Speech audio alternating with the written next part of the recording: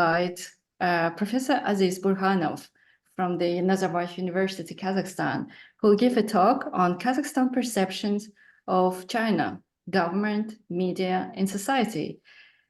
And so you have 50 minutes, and then we'll open the floor to our audience for a Q&A session for around 30 minutes. So you can just raise your hand or use the chat box.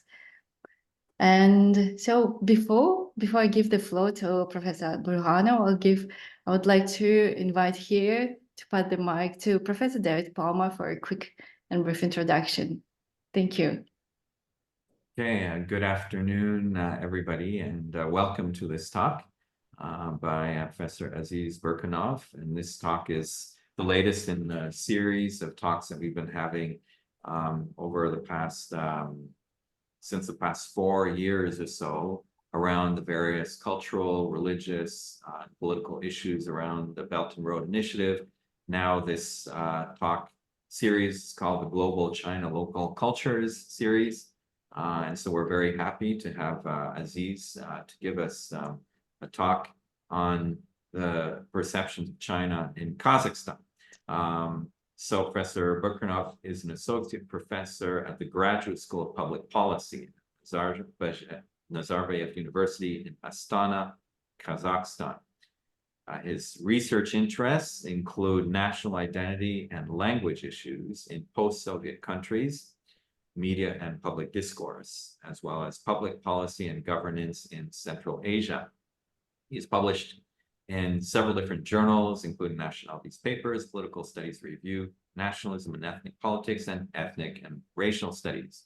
So we're looking forward to hear how China is perceived in Kazakhstan. So thank you very much, Aziz.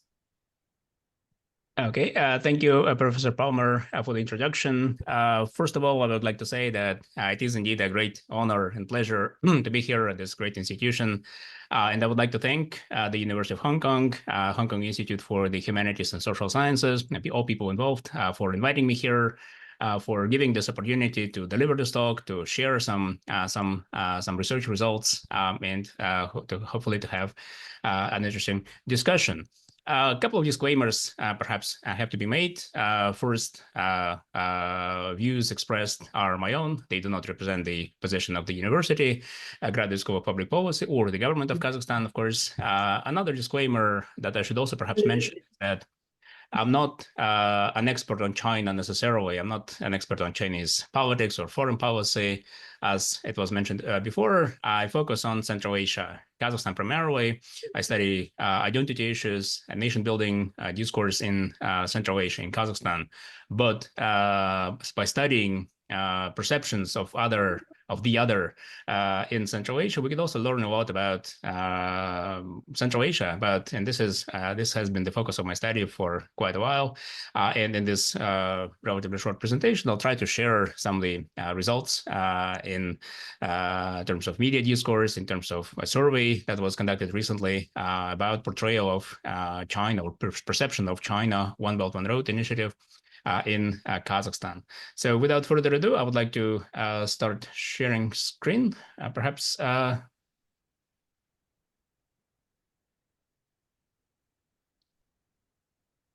assuming it all is visible. Everybody can see the PowerPoint. Yes, oh good. All right then. In this presentation, I will focus primarily on, I'll give you a little bit of structure. So I'll focus on several things. Very briefly, without much of discussion, I'll mention latest political developments in terms of China and Kazakhstan cooperation. But then I will focus more in detail on the media discourse on China in and One Belt, One Road Initiative in Kazakhstan, Kyrgyzstan, and Uzbekistan. We will look at differences between the state-backed and the private or independent, to some extent, media.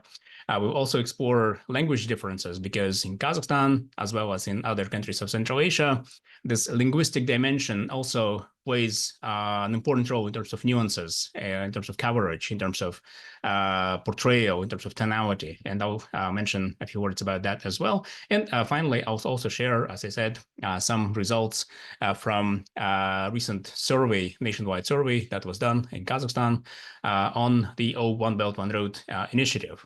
So this is the structure of the presentation. I won't go into details, too many details about scholarly debates, but in general, if you look at this field, there is a fair amount of literature on Chinese strategy towards Central Asia, on how China has been trying to expand its influence over the course of post-independence years of the Central Asian countries, in terms of investments, in terms of economic relationships, political influence as well. At the same time, we also have a fair amount of scholars who've been focusing on the receiving end of this strategy of Central Asian populations. And there is quite a lot of articles narrating about more nuanced perceptions of China in Central Asian countries. We will talk about this more in detail in a few moments, but there are several very interesting things to explore here. What is the root cause of this kind of very reserved attitudes of Central Asian countries towards China? But we will discuss that in a moment. But later we also see some interesting scholarship on, for example, the role of education. And here I refer to the article written by my friend and colleague Zhenibek Arynov in 2022, where he interviewed Kazakhstani students who studied in China, who spent some time at Chinese universities. Basically, his finding is that, yes, having spent some time in China, having being educated in China changes this perception dramatically. A lot more favorable, a lot more positive perception is quite noticeable. So change of perception also is happening. And I think in general, given the amount of scholarships, given the amount of Kazakhstani students going to China for studies, we might also see some further changes like that. So this is just a brief sketch on the literature here. But again, this is an ongoing debate. There's a big field, many publications around that as well. If you look at state-to-state relations, again, I won't go into too many details about that, but some things perhaps should be mentioned.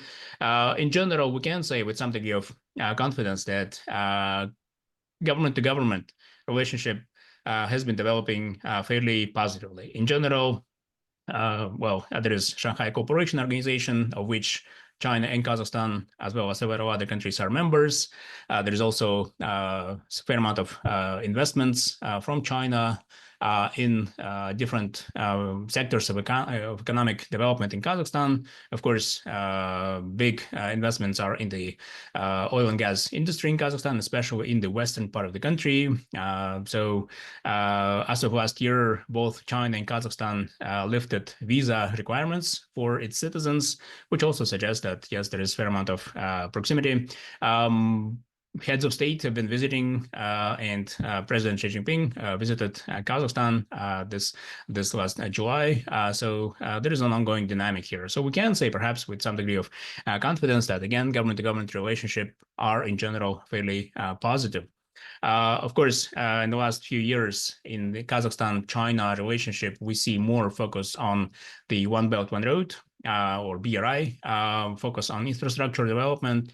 And there is a fair amount of projects in Kazakhstan and other Central Asian countries being developed via or through the One Belt, One Road initiative.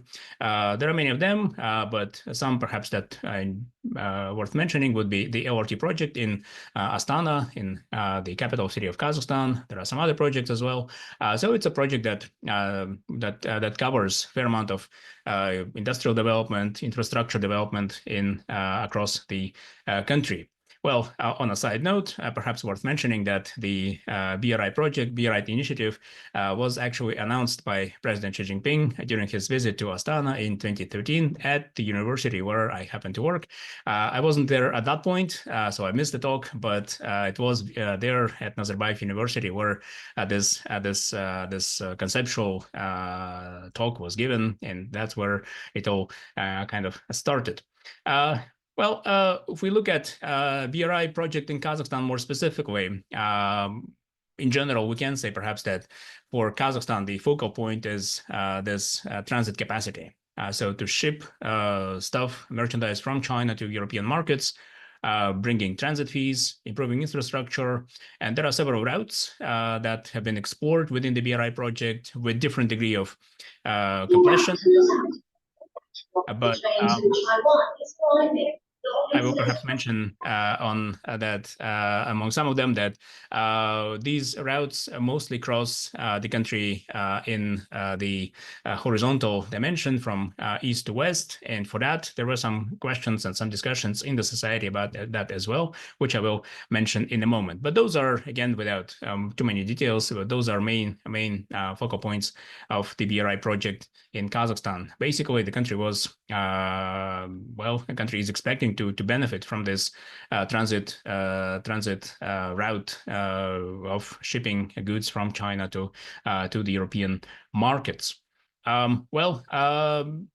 Having said that, it is also worth mentioning that in policy discourse and media discourse in Kazakhstan, there was also a fair amount of concerns, let's put it this way, about the BRI project.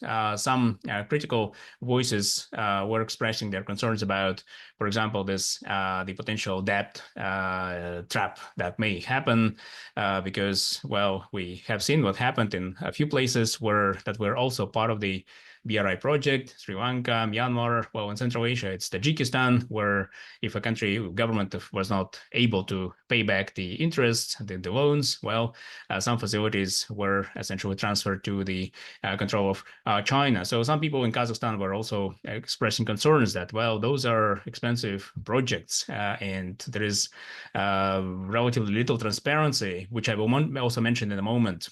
So there are some questions about, well, are we in a position we will be able to pay back this payments to Chinese government, and what happens if we are not? So that was quite a concern for quite a while in this country, also in other Central Asian countries. Another concern was this geographical dimension. As I mentioned, these routes that cross Kazakhstan within the One Belt, One Road project, they tend to focus on the east-west dimension. So basically crossing the country from a Chinese border to Russia, to Caspian Sea. But many economists in Kazakhstan were arguing that, well, it helps. And obviously in Kazakhstan and other Central Asian countries of the former Soviet Union, there are issues with infrastructure. There is a lot of room for improving infrastructure. That's definitely true. At the same time, the BRI project itself does not help that much in improving infrastructure in Kazakhstan, because what the country actually needs is not east-west route. It's more north-south connectivity, where, for example, to connect major cities like Almaty and Astana. And again, there is historical, institutional Soviet legacy in terms of how central infrastructure was developing in Central Asia, but a lot of that remains in the condition that perhaps would need some improvements. And many economists were arguing that, well, BRI does not really align with our own domestic economic priorities. So instead of east-west infrastructure, what we actually need is north-south. And this is perhaps one of the weakest links in terms of Kazakhstan's infrastructure development in the last few years. Of course, there are some attempts to change that, but there is still quite a bit of work ahead. But again, as I mentioned, some concerns were expressed about the BRI and its usage for Kazakhstan, how much useful this project is. But again, nonetheless, I think we can say perhaps that at this point, across the country, we have quite a bit of projects. And here in this talk, I won't focus on the project themselves, but rather on the perceptions. how does society in Kazakhstan perceive China, BRI project, and what can we learn from that? So this is just more of a background here. Media discourse. I was collecting for quite a while with some friends and colleagues here articles on the One Belt, One Road, but in general, not just One Road, but on China in general, in the media of Kazakhstan, Kyrgyzstan, and Uzbekistan. This data set includes both state-backed as well as private media. Also media in Kazakh and Russian language. And as I said, there is also an important linguistic nuance here. It's not only about One Belt, One Road, but China in general. Of course, a couple of remarks need to be mentioned, perhaps. Obviously, there are some questions of how independent private media are in these Central Asian countries. That is definitely a valid point. Of course, in this part of the world, we see a fair amount of government pressures on the media. We see a fair amount of self-censorship, for example, where journalists try to avoid touching upon sensitive political issues. But I would still counter-argue that even in that kind of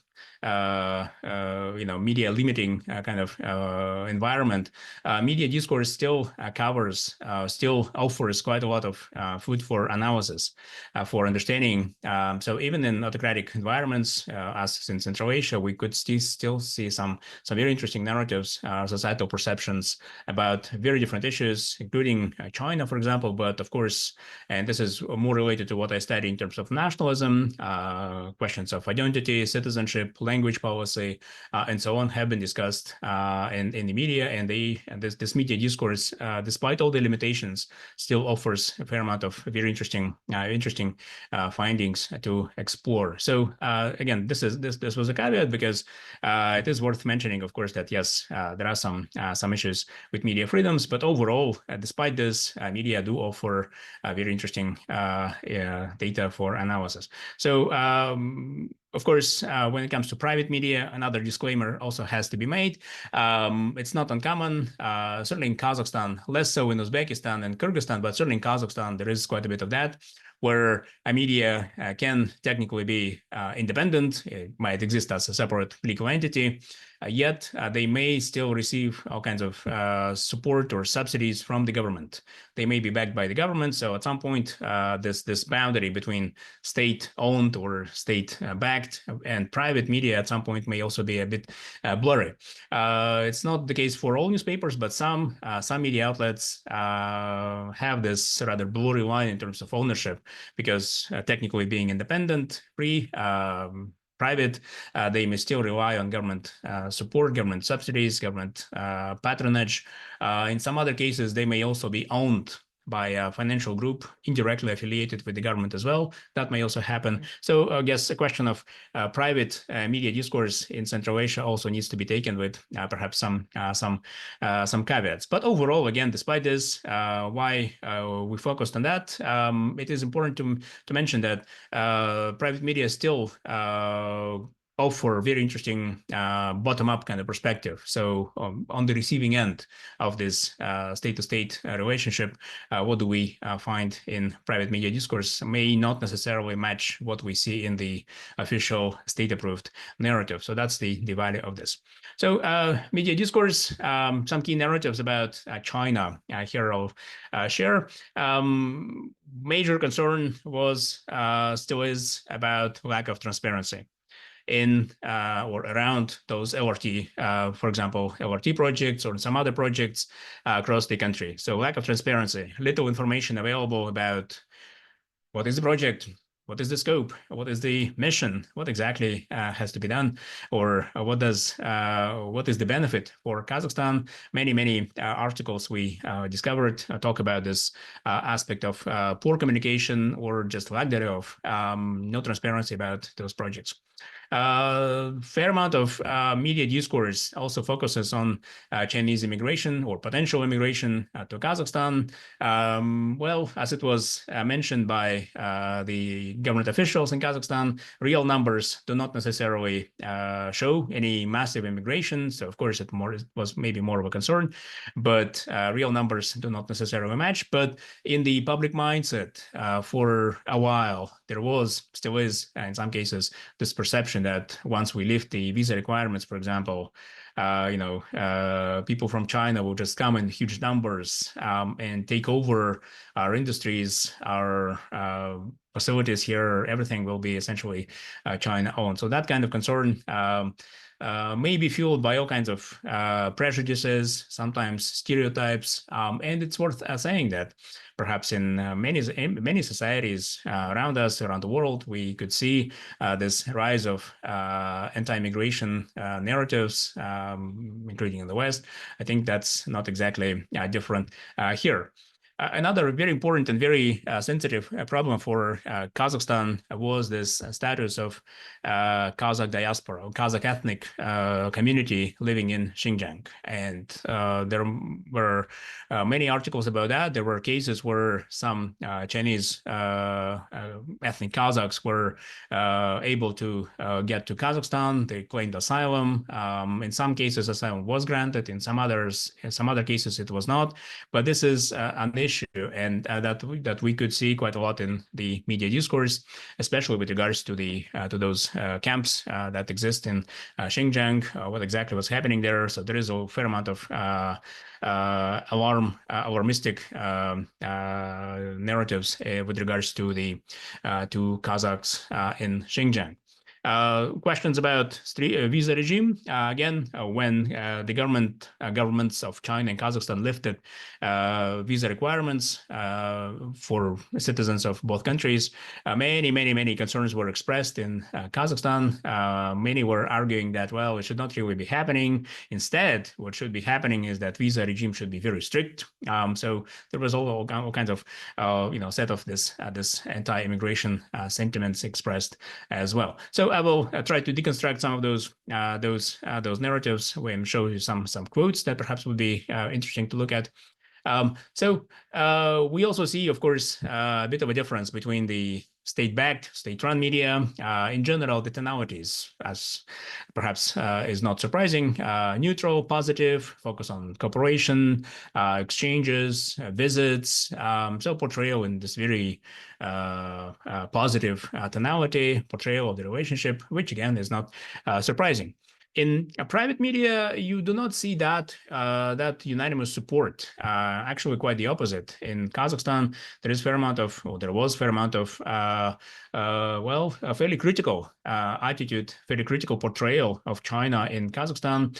There were some concerns. Lack of transparency was one of them, but there were many others in which the media discourse was again much less positive. In contrast, we have seen that, especially in Kazakh language media, there was quite a bit of very stereotypical, very antagonistic, sometimes just very xenophobic, unfortunately, portrayal of China in Kazakh language media. And there's an ongoing discussion in the Chinese studies community in Kazakhstan about why exactly you see this very negative portrayal of China and Chinese people in some places and some media outlets. Some argue, and I don't know if that's true, but that seems plausible. At least part of that is related to the Sino-Soviet split, this rupture between Soviet Union and Chinese government back in the 60s, when there were basically discussions between, who is the sort of leading force in the communist world. And this split resulted in a lot of internal Soviet discourses that were fundamentally very harsh on China. And some argue, and again, this is a subject for discussion, perhaps, when some argue that this kind of narrative had also penetrated Kazakh society to some extent, that even today, so many years after, so many decades after, legacy of that split is still quite visible. Again, as I said, this is an ongoing discussion, but as maybe during the comments we can come back to this question. Also some across the country sort of focus here. In general, again, state media portray all this in a very positive tonality.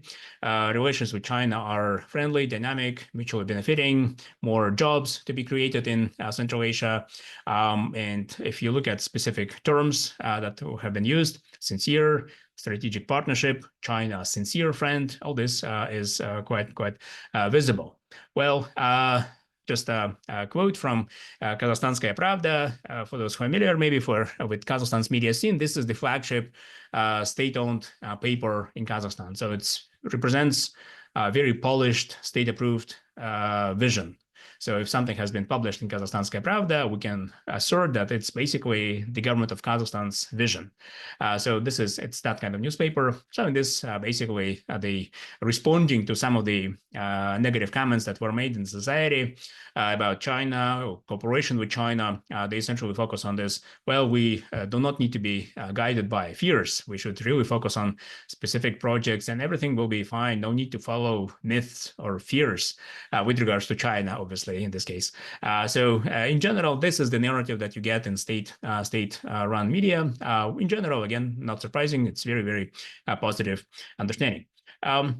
In Kazakhstan and Kyrgyzstan and Uzbekistan, we see similar patterns largely. Not much different. Again, focus on what benefits this cooperation with China offers: technical assistance, investments, infrastructure development. Some Kyrgyz media use great support, improving quality of Kyrgyz people, strategic partnership. So in general, again, this is a very positive portrayal. Uzbekistan's interesting focus is also, of course, on the strategic partnership, but here you have slightly more maybe project-centered narrative. And of course, unsurprisingly, in Uzbekistan, a lot of focus was on the railroad. That is a railroad project that is supposed to be connecting China, Kyrgyzstan, and Uzbekistan. So this project alone was receiving quite a bit of attention in the Uzbek media. When it comes to, well, just as a quote from Slovo Kyrgyzstana, again, flagship government paper from Kyrgyzstan. And they also say, well, you know, this is this agreement on strategic partnership. This is a platform that creates it enables us so many opportunities in terms of economic partnership, culture, education, trade. So again, you see very positive portrayal of China, partnership with China in those media.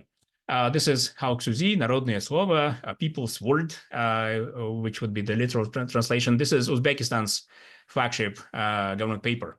And they talk about, again, the importance of China and building One Belt, One Road, strategic partnership, efforts from both sides, important dynamics, trade, investments, and so on. So again, very similar patterns here. Private media discourse, that's where it gets interesting. So quite a lot of times we do not see the same amount of support, same amount of this unilateral endorsement of Chinese investments or Chinese projects in Central Asia. Many of them actually employ rather different kind of narrative. Some private media outlets in Kazakhstan and Kyrgyzstan show this critical, skeptical, and again, at times quite offensive in some ways, a discourse on China. Many argue that there is lack of transparency, fears of uncontrolled migration, situation in Xinjiang is in the focus.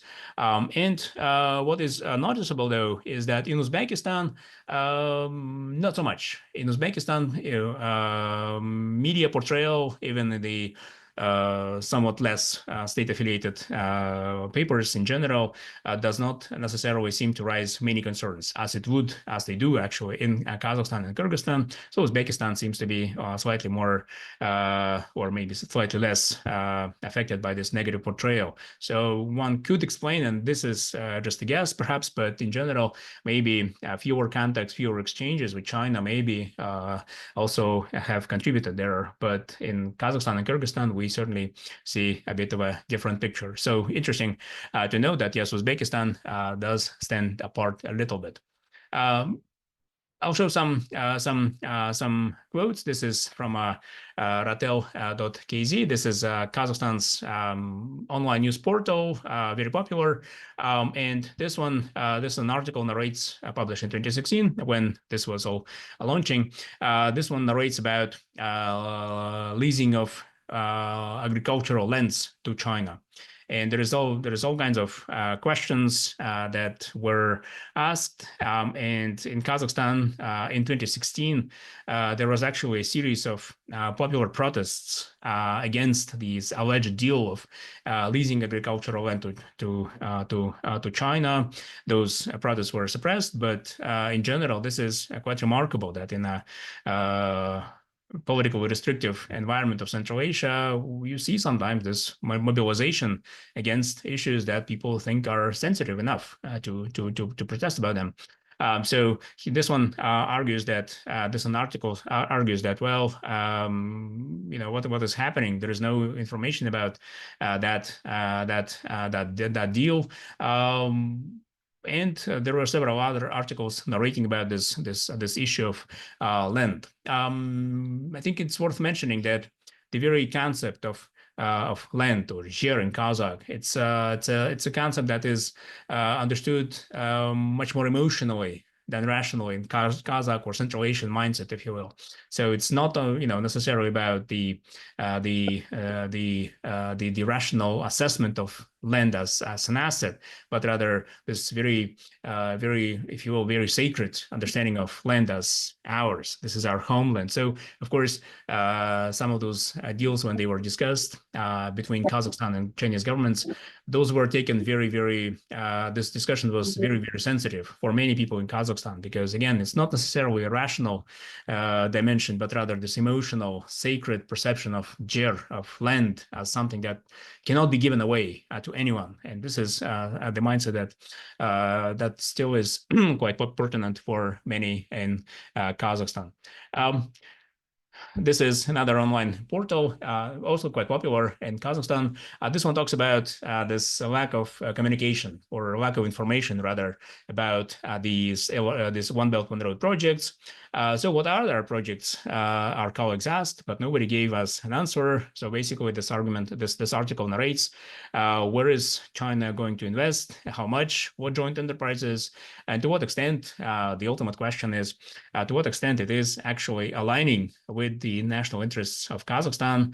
At that point, you see quite a bit of articles like that, focusing on all kinds of issues related to poor communication, maybe, but just in general, lack of transparency, this atmosphere of secrecy that existed in or around some of those projects.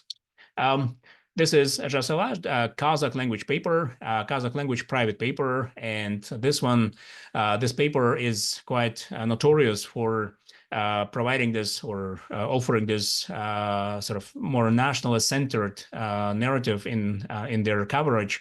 Very Kazakh language centered, very Kazakh sort of nationalist centered. And they also follow the discourse and saying, well, please post all this information about those projects on the internet, show us where they are, financial, technical data. We need to organize public hearings in those regions where these projects are about to be built. So views of the local population, of course, need to be also taken into account. So again, very, very different narrative in private papers. Some articles were also talking about Xinjiang. They say, for example, and again, this is alleged, but the journalist argues here that the government of Xinjiang does not issue passports to those Kazakhs who want to move to Kazakhstan.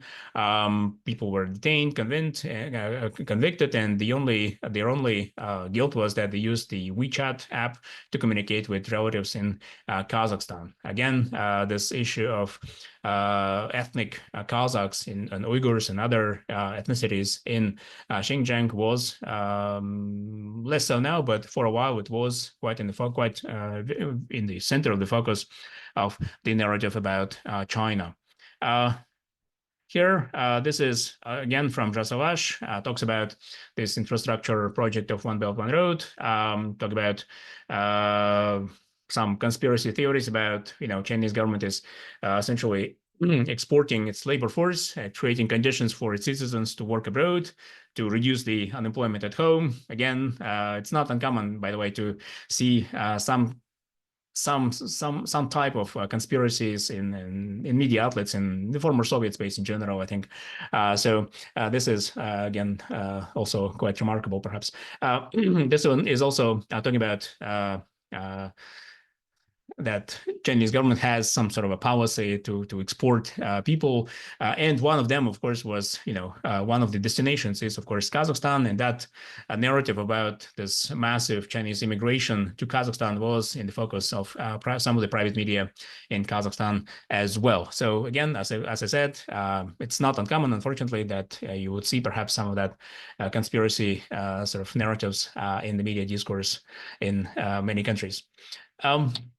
Well, another important dimension here is this. This is not so much about conspiracy, obviously, here, but this is more of a question about discrepancies in payments between the Chinese expatriate workers who earn, and here you have the amount, about between $2,000 and $4,000 US, whereas Kazakhstani citizens, Kazakh workers, were only paid about $500. Again, the actual amount may be different, but in general, this narrative on that our own people are being mistreated, are being discriminated basically in our own land, it also is something that is taken very sensitively. And it's not just the Chinese workers, but there were quite a few issues in the Western Kazakhstan where there are some international companies employing, Turkish workers, for example, and some other people from some other countries.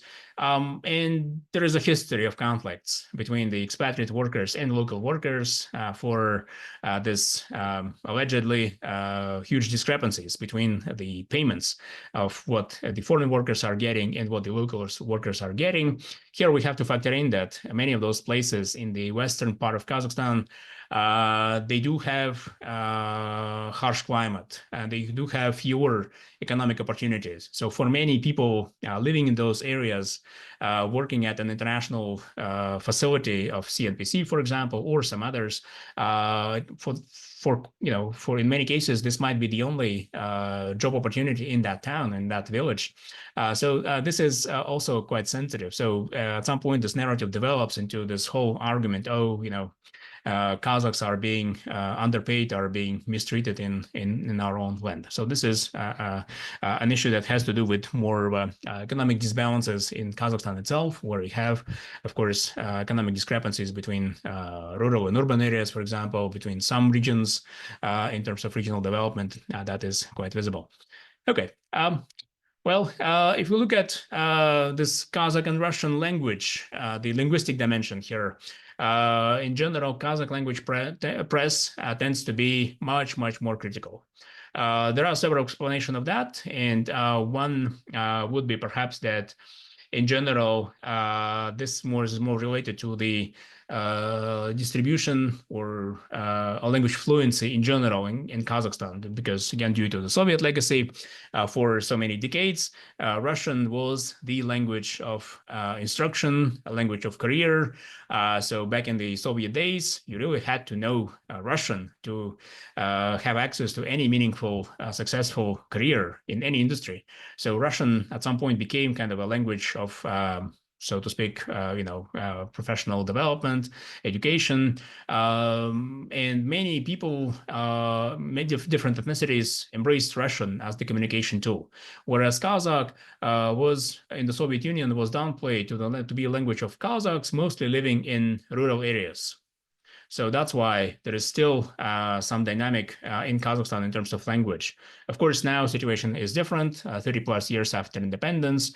Now the country is switching, is basically much more Kazakh speaking than Russian speaking. But of course, the legacy of that unequal status is not completely gone. So maybe that could be explained through that prism, where some ethnic Kazakhs perceive this in line with this Brubaker's theory of nationalizing nationalism. So our language was discriminated for so many years. Now we really promote this very this compensatory policies, if you will. So now it's time for us to really make the Kazakh language the state language, the de facto language of the country.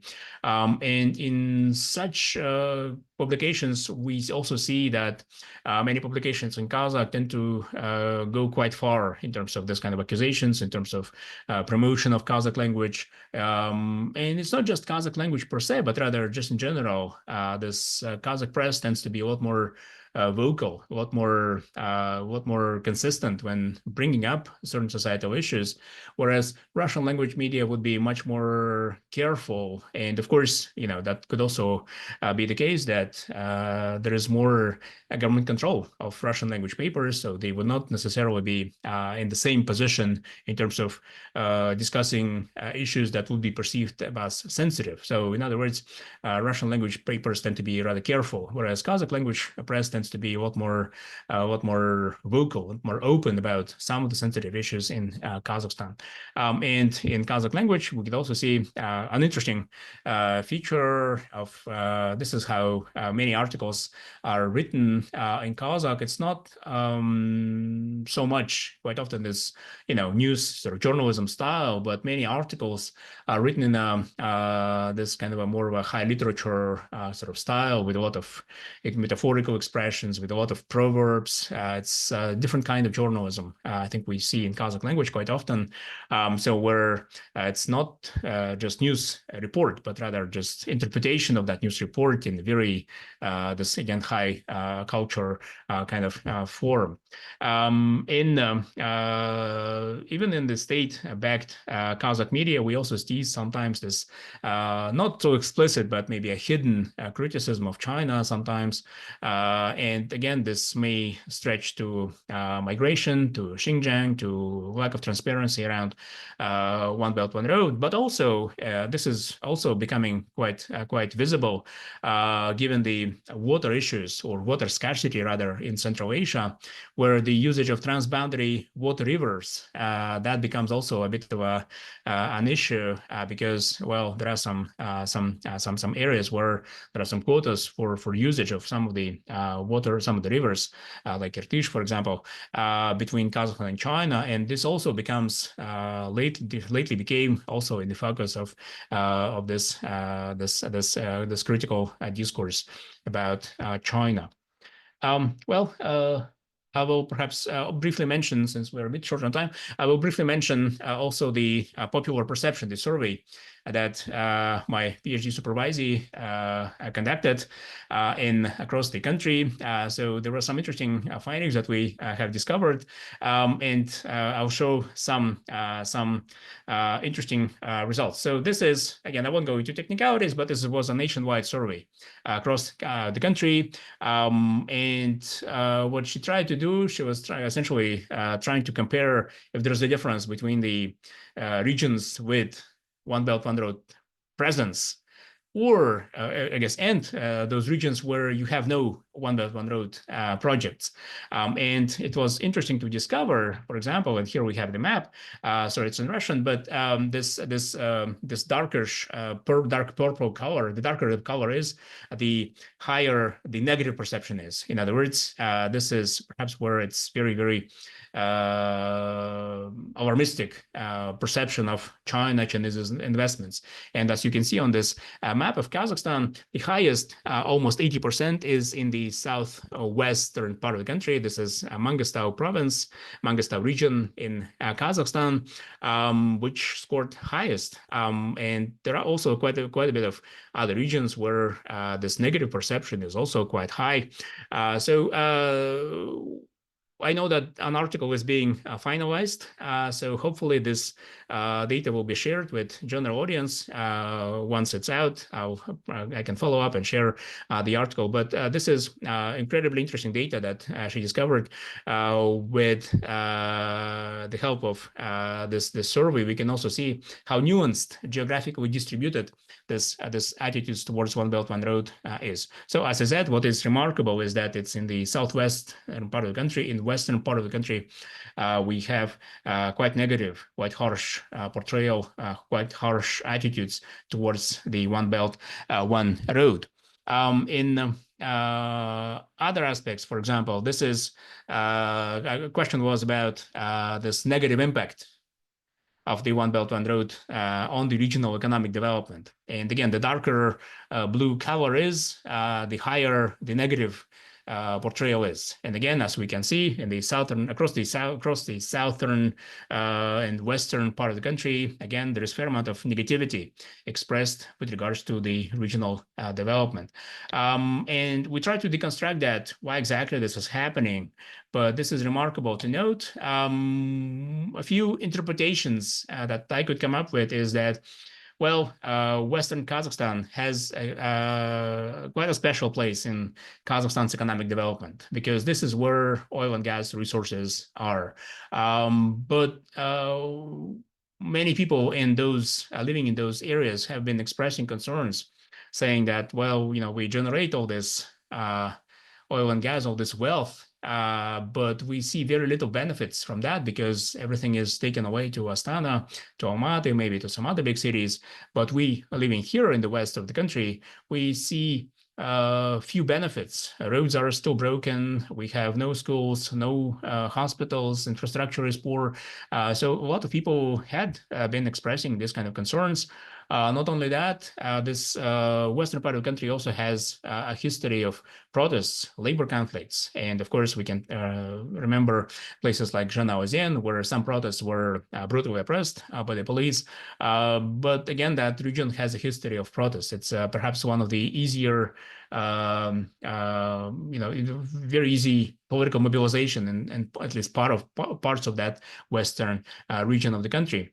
We also have, of course, many oil and gas companies working there, Aktobe-Monagas and Mangostai-Monagas. Those branches of the state oil and gas company in Kazakhstan were actually sold to the CNPC, and that raised a huge amount of criticism in some of the media and some of the local media, especially, saying that, well, again, we're essentially losing our strategic assets in oil and gas field. Environment, that's another issue. In a lot of those places, in the south and the west of Kazakhstan, many were noting this deteriorating situation in some of the regions. Again, I'll go back to some of those to the map so that you could visualize it a little bit. If you look at the western part of the country on the left of the map, yes, those are regions that I'm talking about. There's also, in this case, on this map, where you have this Mangostai province with almost 80% of this negative perception. This is where Zhanaozen is, where, again, in general, economic or environmental situation has been rather complicated. So I guess it was just interesting to know that, yes, you have also quite a bit of geographic distribution here. Interestingly enough, a northern part has much less concerns. Northern part of the country, which is closer to Russia, which has more ties to Russia, perhaps in many ways, culturally, demographically, has much less concerns. That is interesting to note. Again, I don't have the ultimate explanation, but if I have to guess, I think we're looking at just very different demographics, different economic structures, where, again, the northern part of the country tends to be much more connected to Russia. So in this case, I guess that I would like to note that you also have this interesting geographic distribution. Well, I will perhaps start to wrap up. Well, again, what we see is that in general, the political and economic cooperation with China is perceived rather well in general. But of course, when it comes to societal reactions, this is where we see that people react to issues that they interact with on a daily basis, right? The visitors, the migrants, the environment, economic disadvantages. So they all these issues trigger more negative perceptions at some. And in general, perhaps yes, private media can perhaps suggest that yes, in societal reactions in Kazakhstan with regards to Chinese cooperation, One Belt One Road project has not been as positive as the government narrative suggests. In general, again, just briefly wrap up here. In general, there is a fair amount of criticism of the One Belt One Road projects, both open and hidden. Sometimes it's kind of between the lines, but you can get the tonality of the article that it's not necessarily happy about this or that project in a given region.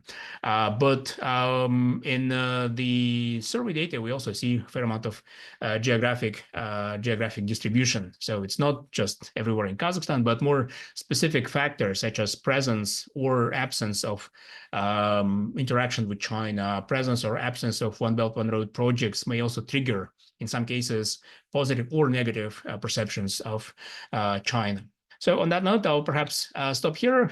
Thank you for your attention, and I'll be happy to take questions.